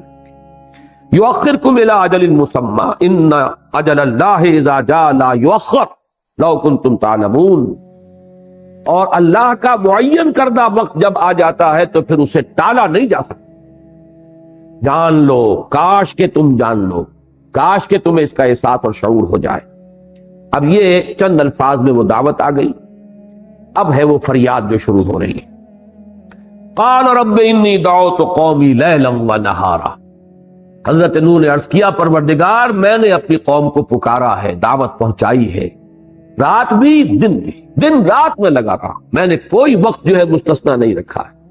ہمہ وقت میں اس کام میں لگا رہا ہوں، جیسے ہمارے ہاں وہ ہمہ وقتی کارکن کی ایک اصطلاح ہے کہ پروردگار میں نے ہمہ وقت یہ کام کیا ہے، میں نہ دن دیکھا ہے نہ رات دیکھی ہے، میں نے کوئی اپنے آرام یا چین کی فکر نہیں کی ہے. دعوت قومی لیلا ونہارا فلم یزیدہم دعائی الا فرارا. لیکن نہیں اضافہ کیا ان کے رویے میں میری اس دعوت نے اور میری ان کے پیچھے اس طریقے سے لگے رہنے نے مگر فرار، یہ اور بھاگے اور مجھ سے جو ہے دور ہونے کی انہوں نے کوشش کی بجائے اس کے قریب آتے. جیسے کہ وہ غالب کا ایک شعر ہے کہ جتنا کھینچتا ہوں اور کھینچتا جائے ہے مجھ سے، میں نے جتنا بلایا تیری طرف یہ اور بھاگے مجھ سے بھی اور تجھ سے بھی. فلم یزدہم دعائی الا فرارا. ان کا یہ نفور، ان کا یہ استکبار، ان کا یہ فرار بڑھتا چلتا ہے. وَإِنِّي كُلَّمَا دَعَوْتُهُمْ لِتَغْفِرَ لَهُمْ. اور میں نے جب بھی کبھی جب ان کو پکارا، ان کو دعوت دی تاکہ پروردگار تو انہیں معاف فرما دے، ان کے گناہوں کی مغفرت فرما دے، یعنی تاکہ یہ دعوت قبول کرے، استغفار کرے، ایمان لے آئے اور اس کے نتیجے میں تیری مغفرت کے مستحق بن جائے. تو یہ گویا کہ اس میں مضمون جو ہے مضمر ہے، اس کو کھولیں گے تو بات پوری یوں ہوگی. وَإِنِّي كُلَّمَا دَعَوْتُهُمْ، جب بھی اور جس طرح بھی میں نے انہیں پکارا تاکہ یہ ایمان لائیں، استغفار کریں اور تیری مغفرت کے مستحق بن جائیں، لِتَغْفِرَ لَهُمْ، تاکہ تو انہیں بخش دے. جَعَلُوا أَصَابِعَهُمْ فِي آذَانِهِمْ وَاسْتَغْشَوْا ثِيَابَهُمْ وَأَصَرُّوا وَاسْتَكْبَرُوا اسْتِكْبَارًا. تو انہوں نے اپنی انگلیاں اپنے کانوں میں ٹھوس لی. اب دیکھیے یہ ان کو در حقیقت ان آیات میں آئینہ دکھایا جا رہا ہے قریش کو کہ تم یہی کچھ کر رہے ہو آج محمد کے ساتھ صلی اللہ علیہ وسلم. آپ کے علم میں ہوگا، یہ تفسیر جو سیرت میں یہ روایات موجود ہیں کہ حضور جب نکلتے تھے اپنی دعوت کے لیے تو خود ابو لہب حقیقی چچا وہ اپنے کانوں میں روئی ٹھوس کر اور انگلیاں ٹھوس کر پیچھے پیچھے چلتا تھا شور مچاتا ہوا کہ لوگوں ان کی بات نہ سننا، یہ جادوگر ہے، اگر اس کی بات تمہارے کانوں میں پڑ گئی تمہارے دل کی حالت تبدیل ہو جائے گی. تو خود بھی اپنے کانوں کے اندر انگلیاں ٹھوسے ہوتا تھا تاکہ کوئی بات جو ہے کلام اللہ کا کوئی جملہ جو ہے وہ اس کے کانوں میں نہ پڑ جائے اور وہاں سے ہو کر وہ دل تک نہ اتر جائے اور اس کی کیفیت تبدیل نہ ہو جائے. تو در حقیقت یہ تصویر ہے اس معاشرے کی اور وہ طرز عمل کے جو اس وقت لوگ حضور صلی اللہ علیہ وسلم کے ساتھ روا رکھ رہے تھے، اور جس کے نتیجے میں کہ وہ بات جو میں نے عرض کی ہے سأل سائل بعذاب واقع، حضور صلی اللہ علیہ وسلم نے بھی ان کے اس طرز عمل سے مایوس ہو کر گویا کہ اللہ تعالیٰ سے یہ درخواست کی کہ پروردگار اب انہوں نے ٹھکرانے کا، انکار کرنے کا، اعراض کا آخری جو ہے وہ حق ادا کر دیا ہے، لہذا اب یہ مستحق ہو چکے ہیں عذاب کے. وَإِنِّي كُلَّمَا دَعَوْتُهُمْ لِتَغْفِرَ لَهُمْ جَعَلُوا أَصَابِعَهُمْ فِي آذَانِهِمْ وَاسْتَغْشَوْا ثِيَابَهُمْ. انہوں نے اپنے کانوں میں اپنی انگلیاں ٹھوس لیں اور اپنے کپڑے اپنے اوپر اوڑھ لیے، لپیٹ لیے. اب اس کے دو معنی ہو سکتے ہیں، ایک تو یہ کہ وہ دیکھنا بھی نہیں چاہتے تھے حضور کو، تو جس طریقے سے اعراض کرتے ہوئے اظہار نفرت کے طور پر کوئی شخص منہ پھیر لیتا ہے، کوئی شخص اپنا چادر جو ہے اس طریقے سے جو ہے لپیٹ لے کہ میں نہ آپ کو دیکھنا چاہتا ہوں نہ آپ کی بات سننا چاہتا. اور ایک یہ بھی ہو سکتا ہے کہ کانوں میں انگلیاں ٹھوسنے کے بعد بھی امکان رہتا ہو کہ کہیں کوئی بات جو ہے وہ میرے کان میں پڑ ہی نہ جائے، تو مزید یہ کہ کپڑے کو بھی اور اوپر سے کس لیا جائے۔ وَاسْتَغْشَوْا ثِيَابَهُمْ، اوڑھ لیے انہوں نے، لپیٹ لیے اپنے گرد اپنے کپڑے اپنی چادریں۔ وَأَسَرُّوا وَاسْتَكْبَرُوا اسْتِكْبَارًا، اصرار یہاں اب صاد سے آیا ہے، اس کے معنی ہے ضد کرنا، ہٹ دھرمی، ڈٹ جانا غلط بات کے اوپر، اڑ جانا۔ وَأَسَرُّوا، انہوں نے اصرار کیا ہے، یہ جم گئے ہیں، جامد ہو کر رہ گئے کہ زمین جنبت نہ جنبت گل محمد۔ واستکبروا استکبارا، انہوں نے بڑا استکبار کیا ہے۔ اس سورہ مبارکہ میں یہ مصدر جو آ رہا ہے بار بار آپ دیکھیں گے، یہ مفعول مطلق، یہ تاکید کے لیے ہوتا ہے۔ فعل کے ساتھ اس فعل کا مصدر جب لایا جاتا ہے حالت نصبی میں، تو گویا کہ اس فعل کی ایک ایسی تصویر جو انتہائی شدت کی ہو اپنی اصل حقیقت کے اعتبار سے۔ واستکبروا استکبارا، انہوں نے تکبر کیا جیسے کہ تکبر کیا جاتا ہے، انہوں نے آخری درجے میں تکبر کیا ہے، بات سننے سے انکار کیا، ٹھکرا دیا ہے میری دعوت کو، میری بات سننے کے بھی روادار نہیں رہے۔ وَإِنِّي كُلَّمَا دَعَوْتُهُمْ لِتَغْفِرَ لَهُمْ جَعَلُوا أَصَابِعَهُمْ فِي آذَانِهِمْ وَاسْتَغْشَوْا ثِيَابَهُمْ وَأَسَرُّوا وَاسْتَكْبَرُوا اسْتِكْبَارًا ثُمَّ إِنِّي دَعَوْتُهُمْ جِهَارًا ثُمَّ إِنِّي أَعْلَنْتُ لَهُمْ وَأَسْرَرْتُ لَهُمْ إِسْرَارًا، پھر میں نے ان کو پکارا ہے بلند آواز کے ساتھ۔ یہ جہری نماز اور سری نماز یہ تو ہمارے ہاں ہے نا، جہری ظہر عصر کی جو ہے یہ سری ہے، جہری رکعتیں اور سری رکعتیں، تو اس کو ذہن میں رکھیے، ایک ہے آواز سے، بلند آواز سے، اور ایک ہے جا کر خاموشی کے ساتھ خفیہ انداز میں کسی کو علیحدہ لے جا کر کوئی بات سمجھانے کی کوشش کرنا۔ تو یہاں جو الفاظ آئے ہیں ثم انی دعوتہم جہارا، پروردگار پھر میں نے، اس سے گویا کہ یہ نتیجہ نکلتا ہے کہ پہلے جس دعوت کا ذکر ہے وہ پرسنل کانٹیکٹ والا ذکر ہے، اس لیے کہ سما کا لفظ آیا، سما در حقیقت تراخی کے لیے آتا ہے، پہلے کسی بات کے بعد پھر جو بات آئے گی وہ لفظ سما کے ساتھ آئے گی۔ اس کا مطلب یہ ہے کہ پہلے، اور یہ بالکل وہی بات ہے جو سیرت النبی میں ہمیں ملتی ہے کہ 3 برس تک حضور نے صلی اللہ علیہ وسلم، یہ نہیں کہ آپ کی دعوت کے اندر وہ جوش و خروش نہیں تھا، وہ سارا جوش و خروش اور جذبہ موجود تھا، لیکن اعلانیہ نہیں تھی وہ دعوت، وہ آپ نے علل اعلان نہیں دی تھی، بلکہ پرسنل کانٹیکٹ کے ذریعے سے اپنے قریبی عزیزوں کو اور عزیزوں کے ذریعے سے آگے ان کے جاننے والوں کو، جیسے حضرت ابو بکر کے ذریعے سے جو ان کے جاننے والے تھے ان تک بات پہنچ گئی، اور عشرہ مبشرہ میں سے 6 صحابہ جو ہیں وہ ان کی دعوت و تبلیغ کے نتیجے میں ایمان لے آئے۔ تو یہ گویا کہ پرسنل کانٹیکٹ سے چراغ روشن ہو رہا تھا، دیے سے دیا جو ہے وہ جل اٹھ رہا تھا۔ لیکن اس کے بعد پھر وہ مرحلہ آیا فاصدع بما تؤمر، اب آپ کھڑے ہوئے کوہ صفا پر اور آپ نے نعرہ لگایا، اور پھر اب آپ نے اعلانیہ دعوت شروع کی۔ تو یہ سما در حقیقت چونکہ لفظ آیا ہے، تو پہلی دعوت وہ ہے کہ جس کی کیفیت وہ تھی کہ محض پرسنل کانٹیکٹ سے بات کو آپ پہنچا رہے تھے، لیکن اس کے بعد پھر آپ نے علل اعلان، ڈنکے کی چوٹ، فاصدع بما تؤمر ثم انی دعوتہم جہارا ثم انی اعلنت لہم واسررت لہم اسرارا، یہ تیسری بات جب آئی ہے، یہ گویا کہ ان دونوں چیزوں کا مجموعہ بن گیا ہے۔ پہلے مرحلے میں دعوت صرف پرسنل کانٹیکٹ کے ذریعے سے، دوسرے مرحلے میں وہ ایک یعنی اعلانیہ دعوت، علل اعلان، ڈنکے کی چوٹ، تیسرے مرحلے میں آ کر یہ دونوں کمپوننٹس اس میں شامل ہو گئے۔ پھر میں نے ان کو ظاہری بھی پکارا ہے، علیحدگی میں بھی پکارا ہے، علیحدہ سمجھانے کی بھی کوشش جاری رکھی ہے۔ تو یہ پرسنل کانٹیکٹ کا معاملہ جو یہ کبھی ختم نہیں ہوا کرتا۔ کوئی دعوت، کوئی تحریک، چاہے وہ عوامی مرحلے میں آ گئی ہو، لیکن اس کے بعد بھی یہ پرسنل کانٹیکٹ کے ذریعے سے دعوت جو ہے، افادیت اس کی انتہائی ہے اور اس کو برقرار رہنا چاہیے۔ تو میں نے ثم انی اعلنت لہم، اگرچہ پھر ایک تراخی آ رہی ہے، تو یہ دعوت کے 3 مراحل جو ہے اس کو اچھی طرح سمجھ لیجئے۔ اس میں تیسرا مرحلہ جو ہے وہ بھی ایک گویا کہ مکسچر ہے، ان دونوں چیزوں کا ملا جلا معاملہ ہے کہ ثم انی اعلنت لہم، پھر میں نے ان کے لیے اعلانیہ بھی یہ بات پیش کی، واسررت لہم اسرارا، اور میں نے پھر خاموشی سے بھی، خفیہ انداز میں بھی، ایک ایک کے ساتھ علیحدگی میں جا کر بھی ان کو سمجھانے کی کوشش کی ہے۔ یہاں یہ مصدر جو آیا ہے، یہ میرا نام آ گیا ہے، اس کو نوٹ کر لیجئے، اس لیے کہ اس کے بارے میں بڑے اشتباہ رہتے ہیں۔ اکثر لوگ تو نام جو پہلی مرتبہ میرا سنتے ہیں تو وہ سمجھتے ہیں کہ یہ لفظ غلط ہے، اس لیے کہ انہیں یہ تو معلوم ہے کہ سر کی جمع اسرار ہے، صحیح معلوم ہے، سر کہتے ہیں بھید کو، اسرار جو ہے اس کی جمع ہو گئی، تو عام طور پر میرا نام لوگ پروناؤنس ہی کرتے ہیں اسرار، وہ سمجھتے ہیں کہ اس نے غلط نام اپنا رکھ لیا ہے تو ہمیں تو اس کی تصحیح کر دینی چاہیے، لیکن میرا نام جو ہے حقیقت میں اصلاً اسرار ہی ہے۔ اس پر بڑی بحث چل گئی تھی یہ سن 82-83 میں جب بڑی کنٹروورسی چل رہی تھی میری ذات کے حوالے سے، وہ خواتین کا معاملہ، تو ہر اعتبار سے مجھ پر جو حملے ہوئے تھے ان میں سے ایک یہ بھی تھا کہ نام ہی غلط ہے ان کا. تو مجھے پھر وہ تحقیق کرنی پڑی، اور جب پھر میں نے لسان العرب کو کنسلٹ کیا تو میں حیران رہ گیا کہ لفظ اصرار جو ہے یہ مصدر ہے افعال سے، سر سے اصرار. اس کے معنی کسی چیز کا چھپانا یا چھپا کر کوئی بات کسی کو بتانا. اظہار میرے بڑے بھائی کا نام ہے، وہ ہے کسی شے کو ظاہر کرنا یا کسی شے کو غالب کرنا. اصرار اس کے برعکس ہے، کسی شے کو چھپا لینا یا چھپا کر خفیہ طریقے سے کسی کو کوئی بات بتانا. جیسے سورہ تحریم میں آیا اذ اسر النبی الی بعض ازواجہ حدیثا، جبکہ نبی صلی اللہ علیہ وسلم نے ایک بات اپنی بعض ازواج میں سے بعض کو بطور راز بتائی. لیکن لسان العرب میں یہ بات پڑھ کر میں حیران رہ گیا کہ یہ لفظ عربی زبان کے ان چند الفاظ میں سے ہے کہ جن میں متضاد معنی بیک وقت موجود ہوتے ہیں. اصرار کے معنی صرف چھپا کر کہنا نہیں ہے، بلکہ اس میں اظہار کا مفہوم بھی موجود ہے،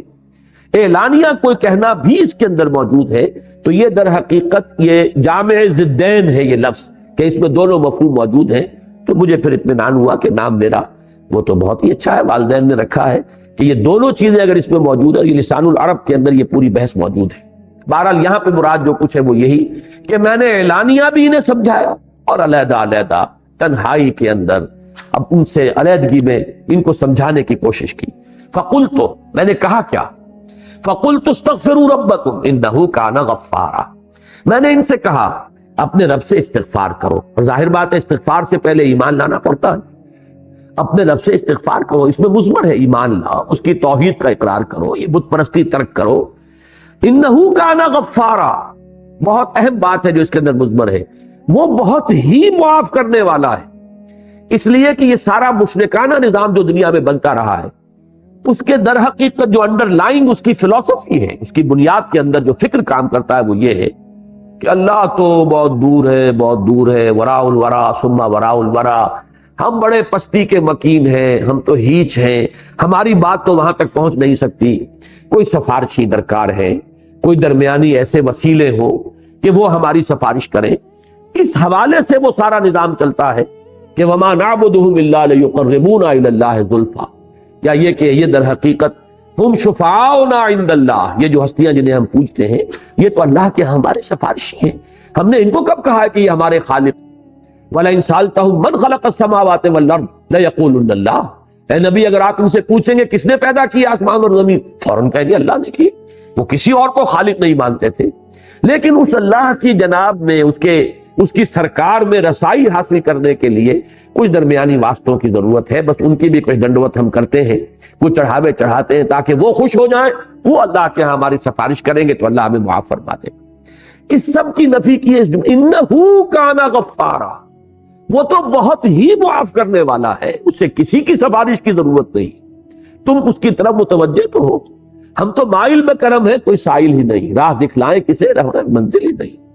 جیسا کہ وہ حدیث میں آتا ہے کہ ہر رات آخری حصے میں اللہ تعالیٰ سمائے دنیا تک نزول فرماتے ہیں اور پھر ندا ہوتی ہے حل من مستغفر فاغفر له، ہے کوئی استغفار کرنے والا کہ میں اسے بخش دوں، کوئی معافی چاہنے والا کہ اسے معاف کر دوں. حل من سائل فاعطیہ، ہے کوئی مانگنے والا کہ میں اسے عطا کروں. تو اللہ تو خود غفار ہے. تم کن چکروں میں پڑے ہوئے ہو؟ اپنا عمل درست نہیں کرنا، حرام خوری کو جاری رکھنا، اپنے غلط طرز عمل کو برقرار رکھنا اور تلاش کرنا ادھر ادھر کوئی سفارشی، کوئی ذرائع، کوئی وسائل، کوئی وسیلہ. تو یہ تمہاری اصل میں ساری کی ساری غلط فہمی ہے. وہ تو خود غفار ہے، بخشنے والا ہے. ذرا اس کی طرف خلوص قلب کے ساتھ رجوع تو کرو. فَقُلْتُ اسْتَغْفِرُوا رَبَّكُمْ إِنَّهُ كَانَ غَفَّارًا. اس کے نتیجے میں کیا ہوگا؟ يُرْسِلِ السَّمَاءَ عَلَيْكُمْ مِدْرَارًا، وہ آسمان چھوڑ دے گا تم پر چھاجو برستا ہوا. یہ لفظی ترجمہ ہے. مدرار کہتے ہیں کثیر الدرور، جس میں کہ بڑی ہی یعنی قوت کے ساتھ، جس میں ہم اردو میں کہتے ہیں چھاجو بھی برس رہا ہے، چھاجو پانی برس رہا ہے. اور آسمان کو چھوڑ دے گا یعنی گویا کہ بند ہے کوئی لگا ہوا، اور اس کے بعد اللہ تعالیٰ کے حکم سے وہ بند کھلے گا اور تم پر جو ہے اللہ کی طرف سے بارش ہوگی رحمت کی، اور ماء مبارکہ تم پر نازل کیا جائے گا. یرسل السماء علیکم مدرارا ویمددکم باموال وبنین، اور وہ تمہاری مدد فرمائے گا مال کے ذریعے سے بھی اور بیٹوں کے ذریعے سے بھی. وَيَجْعَلْ لَكُمْ جَنَّاتٍ وَيَجْعَلْ لَكُمْ أَنْهَارًا، اور وہ تمہیں باغات بھی تمہیں عطا فرمائے گا، تمہارے لیے بنا دے گا باغات، اور تمہارے لیے بہا دے گا اور رواں کر دے گا نہریں اور چشمے۔ اب یہ جو الفاظ ہیں ان کے حوالے سے بعض تفسیری روایات، اگرچہ وہ محدثین کے جو بھی معیارات ہیں ان پر تو اس درجے ثابت نہیں ہے کہ ان کو کہیں صحیح عین میں جگہ ملے، لیکن تفسیری روایات میں یہ بات آئی ہے، لیکن مضمون سے مناسبت رکھتی ہے، اور قرآن مجید کے دوسرے مقامات سے اس کے شواہد ملتے ہیں کہ اللہ تعالیٰ جب بھی کسی قوم کی طرف رسول کو بھیجتا تھا، میں اس لیے اب اس بارے میں محتاط ہو گیا ہوں کہ رسولوں کا ذکر اور ان کے بارے میں جو سنت اللہ ہے اس کا ذکر کرتے ہوئے میں جو حال کا صیغہ نہیں استعمال کرتا بلکہ ماضی کا، اس لیے کہ سلسلہ نبوت اور رسالت بند ہو چکا ہے۔ اب ہمیں حال کا صیغہ جو ہے غلطی سے بھی استعمال نہیں کرنا چاہیے، اس سے بھی اشتباہ ہو جاتا ہے کہ اللہ جب بھی رسول کو بھیجتا ہے اس کے ساتھ یہ قاعدہ قانون ہے، تو بھیجتا ہے نہیں، بھیجا کرتا تھا، اس کا سلسلہ جو ہے منقطع ہو چکا ہے۔ تو اللہ کا یہ قاعدہ رہا ہے، یہ سنت رہی ہے اللہ کی کہ جب بھی کسی قوم کی طرف کسی رسول کو وہ بھیجتا تھا تو اس قوم کو جھنجھوڑنے کے لیے چھوٹے چھوٹے عذاب، کہیں قحط پڑ گیا ہے، کہیں کوئی اور مصیبت آ گئی ہے، کہیں کسی اور طرح کی تکلیف آ گئی ہے، یہ تمام چیزیں اس لیے ہوتی تھی تاکہ یہ کچھ جاگے، ہوش میں آئے، اس لیے کہ اگر فراوانی ہے، عیش ہے، آرام ہے تو اور غافل ہو جاتا ہے انسان، پھر یہ کہ اس کے اندر استغنا بڑھتا چلا جاتا ہے، بے پرواہی کے اندر اضافہ ہوتا ہے، غفلت جو ہے اور گہری ہو جاتی ہے۔ لیکن جب اس طرح کی کیفیت ہو، کوئی بیماری آ گئی ہو، تو انسان آپ کو معلوم ہے اللہ کی طرف متوجہ ہوتا ہے، دعا کرتا ہے پروردگار میری اس مصیبت کو ٹال دے۔ کوئی اور مصیبت آئی ہو تو یہ اللہ کا مستقل قانون ہے، جس کو سورہ سجدہ میں اس طرح بیان کیا گیا ہے وَلَنُذِيقَنَّهُم مِّنَ الْعَذَابِ الْأَدْنَىٰ دُونَ الْعَذَابِ الْأَكْبَرِ، ہم انہیں لازماً چکھائیں گے مدہ چھوٹے چھوٹے عذابوں کا اس بڑے عذاب سے پہلے۔ وہ بڑا عذاب کون سا ہے؟ جبکہ کسی قوم کو بالکل ختم کر دیا، تہس نہس کر دیا جائے، جس کے لیے میں نے لفظ استعمال کیا تھا عذاب استیصال، جڑ سے کسی کو اکھاڑ دینا۔ تو اس عذاب اکبر، عذاب استیصال سے پہلے چھوٹے چھوٹے عذاب، کہیں جو ہے قحط پڑ گیا ہے، کہیں کوئی اور آفت سماوی آ گئی ہے، تاکہ لوگ ہوش میں آئے، جاگے۔ تو یہ روایات میں آتا ہے کہ حضرت نوح علیہ السلام کے زمانے میں بھی جبکہ ان کی قوم جو ہے اعراض اور انکار پر اصرار کر رہی تھی، سواد والا اصرار، تو ان پر بھی قحط آیا بہت شدید، اور اچانک ان کے ہاں بچوں کی پیدائش کا سلسلہ بھی رک گیا۔ معلوم ہوتا ہے جیسے پوری قوم باندھ ہو گئی، گویا کہ نسل ختم ہوا چاہتی ہے۔ یہ 40 برس کا عدد آیا ہے کہ مسلسل نہ کسی بچے کی پیدائش ہو رہی ہے کسی گھر میں، اور بارش نہیں برس رہی ہے، شدید قسم کا ان کے اوپر جو ہے قحط کا عالم ہو گیا۔ اس میں کچھ یعنی معلوم ہوتا ہے کہ ان روایات کے ساتھ ان الفاظ کی مناسبت ہے۔ فَقُلْتُ اسْتَغْفِرُوا رَبَّكُمْ، میں نے ان سے کہا استغفار کرو اپنے رب سے۔ اور اسی کے حوالے سے میں نے عرض کیا تھا حضرت عمر کا وہ واقعہ کہ انہوں نے بارش کی دعا نہیں کی، استغفار کیا۔ جب لوگوں نے کہا کہ آپ آیتوں سے بارش کی دعا کریں، تو آپ نے فرمایا استغفار ہی تو ہے، اور یہی آیت پیش کی کہ در حقیقت یہ جو ہمارے گناہ ہیں، ہماری خطائیں ہیں، کوتاہیاں ہیں، وہی تو روک بن جاتی ہیں اللہ تعالیٰ کی رحمت کے راستے میں۔ اگر اللہ بخش دے ان گناہوں کو تو گویا کہ وہ راستہ جو رحمت کا وہ کھل جائے گا، اور پھر ہمیں اللہ تعالیٰ ہماری تمام ضرورت کی چیزیں بہت پہنچائے گا۔ تو فرمایا فَقُلْتُ اسْتَغْفِرُوا رَبَّكُمْ إِنَّهُ كَانَ غَفَّارًا يُرْسِلِ السَّمَاءَ عَلَيْكُمْ مِدْرَارًا، اگر تم یہ کرو، استغفار کرو، پلٹو، رجوع کرو اپنے رب کی جناب میں، تو اللہ تعالیٰ یہ جو بند لگا ہوا ہے، اس لیے یرسلو کا لفظ میں نے عرض کیا تھا جیسے کہیں بندش ہو اور اس کو کھول دیا جائے، تو یرسل السماء علیکم مدرارا، یہ جو بندش لگی ہوئی ہے، بارش نہیں ہو رہی ہے، اللہ اس بندش کو توڑ کر اور تم پر چھاجو بارش برسائے گا۔ وَيُمْدِدْكُمْ بِأَمْوَالٍ وَبَنِينَ، اور تمہیں مال سے بھی نوازے گا اور اولاد سے بھی نوازے گا۔ یہ تمہارے ہاں یہ سلسلہ بھی جو رک گیا ہے،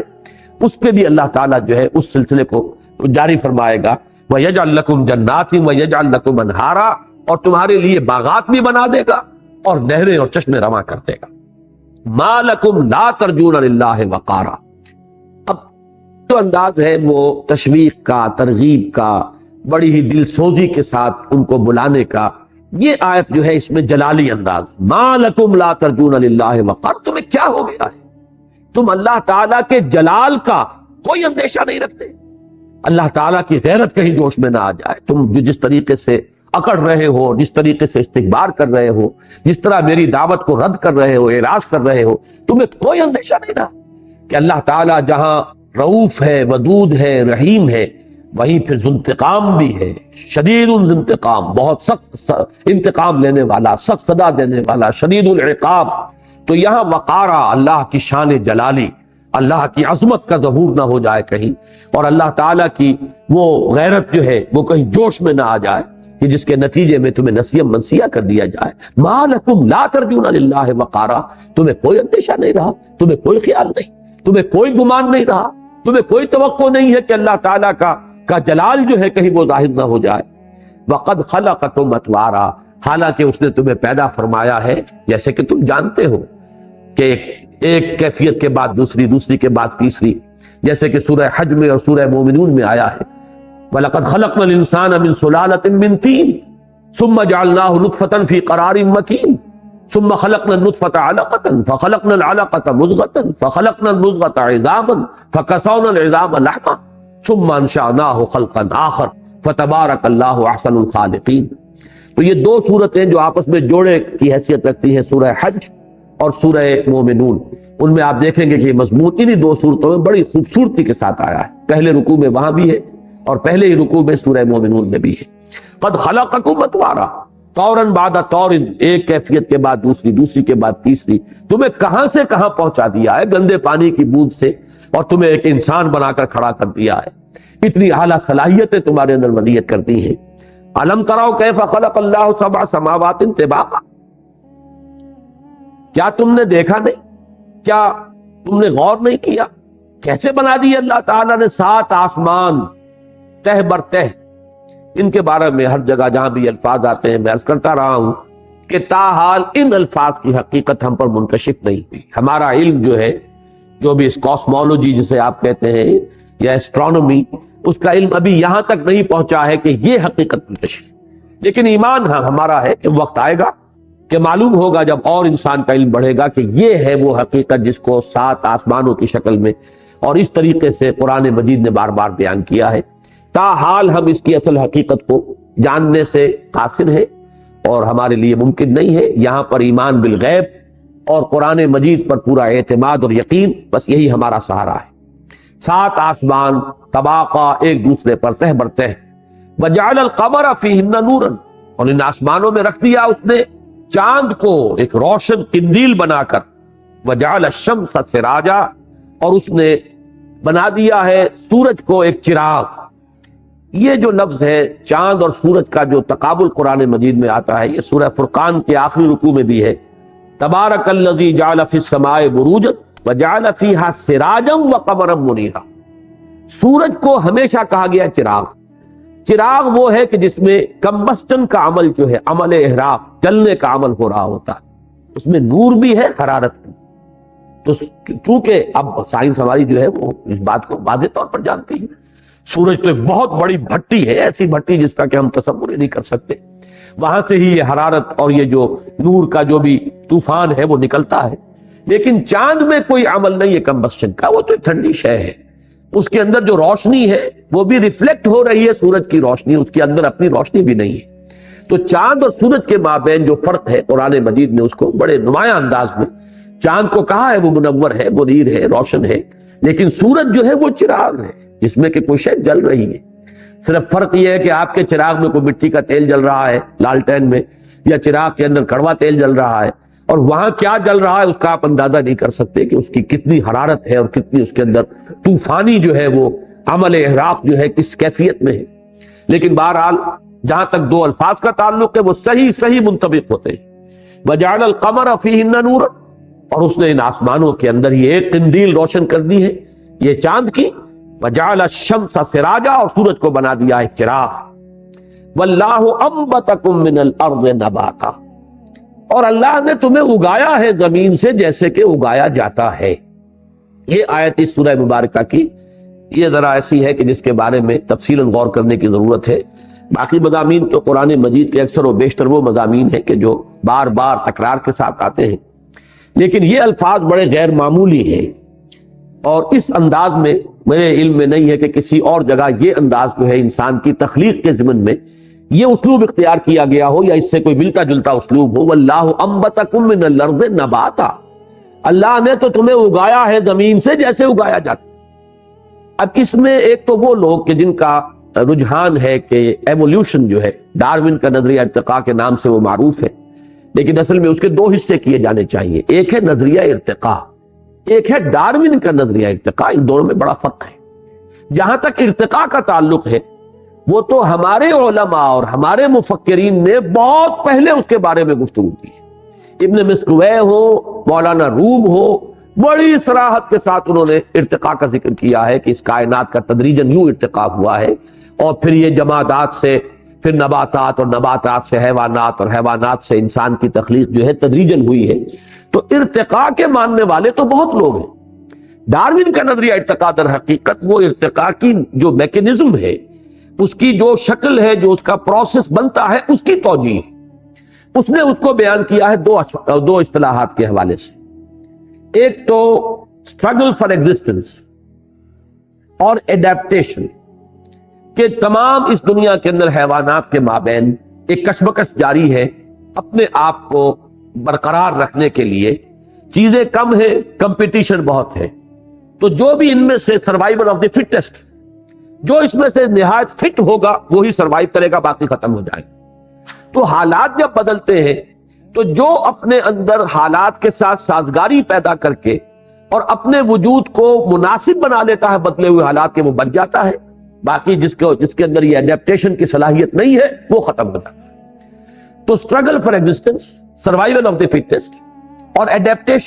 ایڈیپٹیشن کے ذریعے سے نئے جو وہ اپنے اوصاف پیدا کرتا ہے وہ جاندار اپنے اندر ماحول کے ساتھ سازگاری اختیار کرنے کے لیے، یہ تھوڑے تھوڑے بڑھتے چلے جاتے ہیں اور نسل منتقل ہوتے ہیں، یہاں تک کہ ان کے اندر اتنی بڑی تبدیلی ہو جاتی ہے کہ ایک بالکل نئی نوع وجود میں آ جاتی ہے۔ یہ در حقیقت اس کا فلسفہ یہ ہے کہ اس نے توجیہ کی ہے ایوولوشن کی، لیکن یہ وہ شے ہے کہ جسے آج تک ثابت نہیں کیا جا سکا۔ اس لیے کہ سائنس میں تو آپ کو معلوم ہے اصول یہ ہے کہ جو آپ کا ہائپوتھیسس ہے، جو آپ کا نظریہ ہے، اس نظریے میں جو چیز بنیادی ہے اسے آپ ایکسپیریمنٹ سے ثابت کر لیجیے، تب اب وہ ایک ثابت شدہ حقیقت مانا جائے گا۔ لیکن اگر اس کو آپ ثابت نہیں کر سکتے تو اسپیکولیشن ہے، ایک نظریہ ہے، نظریے کی حیثیت سے برقرار رہے گا، لیکن یہ کہ اس کو لوگ رد بھی کریں گے۔ چنانچہ ڈارون کا نظریہ جو ہے وہ خود بایولوجی کے میدان میں رد کیا گیا ہے، اور بہت سے دوسرے متبادل جو ہے نظریات پیش کیے گئے، اس لیے کہ یہ ثابت نہیں ہو سکا کہ ایکوائرڈ کریکٹر جو ہوتا ہے، کوئی حیوان اپنے اندر جو نئی چیز پیدا کرتا ہے، وہ آیا نسلاً منتقل ہو سکتی ہے؟ وہ آگے نسلاً منتقل نہیں ہوتی، وہ اس انڈیویجول تک رہ جاتی ہے، بات آگے نسلاً منتقل نہیں ہوتی۔ اگر تو یہ ثابت کر دیا جائے ایکسپیریمنٹیشن سے کہ منتقل ہو سکتی ہے، تب تو ڈارون کا جو یہ نظریہ ہے یہ گویا کہ ثابت ہو جائے گا۔ لیکن جب تک اس کو اسٹیبلش نہ کیا جائے تجربے سے، اس وقت تک وہ نظریہ محض ایک نظریہ ہے۔ لیکن اصل شے اس کو علیحدہ رکھ دیجئے، میرے نزدیک چونکہ میرا رجحان ہے اس بات کی طرف کہ میں ارتقاء کو ماننے والوں میں سے ہوں، اور ارتقاء کے اندر میرے نزدیک جو شے تبدیلی پیدا کرتی ہے وہ امر اللہ ہے، کن فیکون۔ اللہ تعالیٰ تدریجاً ایک کے بعد دوسری، دوسری کے بعد تیسری، ایک سے دوسری جو نوع پیدا کر رہا ہے، اس میں یہ نہیں ہوتا ہے کہ ایکوائرڈ کریکٹر جو ہے خود بخود ٹرانسمٹ ہو جائیں، بلکہ اس کے اندر تبدیلی ہر مرحلے پر لفظ کن کے ذریعے سے، اللہ کے امر کے ذریعے سے وہ تبدیلی آتی ہے۔ اس بات کو اگر سمجھ لیا جائے، اس کو مان لیا جائے، تو پھر نظریہ ارتقاء کے اندر نہ کوئی کفر رہا نہ کوئی شرک رہا۔ اس کی اسلام کے ساتھ اب کوئی یوں سمجھیے کہ مقابلے یا مخالفت کا مسئلہ نہیں۔ اس کی مثال جو میں دیا کرتا ہوں وہ یہ ہے کہ ایک تصور تو یہ ہے کہ کوئی اوپر سے کوئی دیوتا ہے یا دیوی ہے یا اللہ ہے، کوئی چھاج ہے، اس میں سے وہ پانی برسا رہا ہے، ایک یہ تصور ہو سکتا ہے، توہماتی تصور۔ ایک تصور یہ ہے کہ نہیں صاحب، یہ تو ہم نے جان لیا، ہمیں معلوم ہو گیا بارش کیسے برستی ہے، وہ تو سمندر سے بخارات اٹھتے ہیں، پھر وہ اوپر جاتے ہیں، ٹھنڈے ہو جاتے ہیں، تو وہ پھر بادلوں کی شکل اختیار کرتے ہیں، پھر ہوائیں ان کو لے کر دور دراز جگہ پر جاتی ہیں، پھر وہ کئی پہاڑوں سے ٹکراتے ہیں یا کوئی اور ایٹماسفیرک کنڈیشنز کی تبدیلی کی وجہ سے وہ بارش کی شکل میں یا برف کی شکل میں زمین پر آ جاتے ہیں۔ یہ ایک سائیکل ہے۔ پھر وہ برف پگھلتی ہے یا بارش پانی کا جو ہے وہ آتا ہے، وہ فضا کو دھوتا ہوا اور زمین کے مختلف ندیوں نالوں میں سے ہوتا ہوا پھر اور دریاؤں سے ہوتا پھر سمندر میں پہنچ جاتا ہے۔ یہ تو ایک سرکل ہے، یہ ایک سرکل ہے جو چل رہا ہے، واٹر سائیکل۔ اب یہ کہ اگر تو آپ یہ سمجھیں کہ یہ خود بخود ہو رہا ہے تو یہ کفر ہوگا۔ اگر آپ یہ کہیں کہ یہ سب کچھ اللہ کر رہا ہے، کہ اس میں رب سے ہے، یہ قانون اللہ کا بنایا ہوا ہے، تو اس قانون کو مان کر اس کے معنی نفی نہیں ہو جائیں گے اللہ کی قدرت کے یا اللہ کی الوہیت کے یا اللہ کی حاکمیت کے، بلکہ اللہ نے یہ قاعدہ بنایا، اللہ نے یہ قانون بنایا۔ اسی طرح ارتقاء میں اگر حکم خداوندی، اذن خداوندی کو آخری فیصلہ کن بات مانی جائے تو پھر اس کے بعد اس میں کوئی کفر یا الحاد نہیں ہے۔ لیکن اگر یہ سمجھا جائے کہ یہ آٹومیٹک خود بخود اس طریقے سے ہو رہا ہے جیسے کہ ڈارون نے کہا، تو یقیناً پھر وہ مذہب سے اور مذہب کی تعلیمات سے بہت دور لے جاتا ہے انسان کو۔ اور آج مغرب میں سب سے بڑا المیہ یہی ہے۔ در حقیقت مذہب سے سب سے زیادہ دور کرنے والی شے سائنس کے میدان میں یہ نظریہ ارتقاء ہے، اور کوئی دوسری شے نہیں ہے۔ فزکس کے میدان میں کوئی شے ایسی نہیں ہے کہ جو مذہب سے آپ کو دور لے جانے والی، کیمسٹری کے میدان میں کوئی شے ایسی نہیں ہے جو ٹکراتی ہو مذہب کے ساتھ۔ یہ صرف یہی معاملہ ہے کہ ڈارون کے نظریہ ارتقاء نے جو توجیہ پیش کی ہے اس کے نتیجے میں الحاد اور کفر جو ہے وہ خود بخود ذہنوں کے اندر بیٹھ جاتا ہے۔ امریکہ جیسے ملک کے اندر ایک بڑا اسٹرانگ ریزنٹمنٹ ہے کہ تم ہائی اسکول کے لیول پر نظریہ ارتقاء پڑھا دیتے ہو ہمارے بچوں کو، نتیجتاً مذہب کی کوئی بنیاد ان کے ذہن میں نہیں رہتی، اس کی بنیاد ہی ختم ہو جاتی۔ لہذا وہاں ہمیشہ کنٹروورسی چلتی رہتی ہے کہ جو لوگ بھی کچھ مذہبی مزاج کے وہ کہتے ہیں کہ نظریہ ارتقاء ہائی اسکول لیول پر نہ پڑھایا جائے، یہ ابھی کچا ذہن ہوتا، اور ہائی